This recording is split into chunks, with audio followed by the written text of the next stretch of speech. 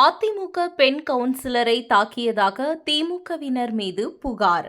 சென்னை அருகே திருநின்றவூர் நகராட்சி 21வது மற்றும் 27வது வார்டுக்குட்பட்ட அன்னை இந்திரா நகர் அனெக்ஸ் பகுதியில் 2500க்கும் மேற்பட்ட வீடுகள் உள்ளன.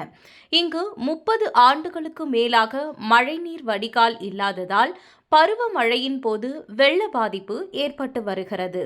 இந்த நிலையில் 27வது வார்டு பகுதியில் நடக்கும் மழைநீர் வடிகால் பணியால் அன்னை இந்திரா நகர் அனெக்ஸ் பகுதியில் வெள்ள பாதிப்பு அதிகரிக்கக்கூடும் என கூறி 21வது வார்டு அதிமுக கவுன்சிலர் அனிதா நீதிமன்றத்தில் வழக்கு தொடர்ந்தார்.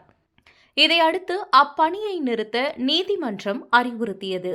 ஆனால் கடந்த 20ஆம் தேதி இரவு 27வது வார்டு திமுக கவுன்சிலர் ஜெயக்குமார் முன்னிலையில் அங்கு மழைநீர் வடிகால் அமைக்க பள்ளம் தோண்டப்பட்டது.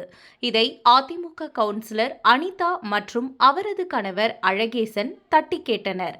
இதனால் ஆத்திரமடைந்த அப்பகுதியை சேர்ந்த திமுக தலைமை கழக பேச்சாளர் தங்கமணி, அவரது மகன் செந்தில், மகள் சுஜாதா, பேரன் சச்சின் ஆகியோர் அதிமுக கவுன்சிலர் அனிதா மற்றும் அவரது கணவர் அழகேசன் இருவரையும் தாக்கியுள்ளனர்.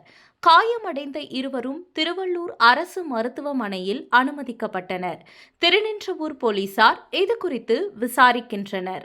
இந்த நிலையில் அதிமுக சார்பில் திருவள்ளூர் தெற்கு மாவட்ட செயலர் அலெக்சாண்டர் மற்றும் நிர்வாகிகள் ஆவடி போலீஸ் கமிஷனர் சங்கரை சந்தித்து அதிமுக பெண் கவுன்சிலர் மற்றும் அவரது கணவரை தாக்கிய திமுக நிர்வாகிகள் மீது நடவடிக்கை எடுக்க வேண்டும் என நேற்று புகார் மனு அளித்தனர்.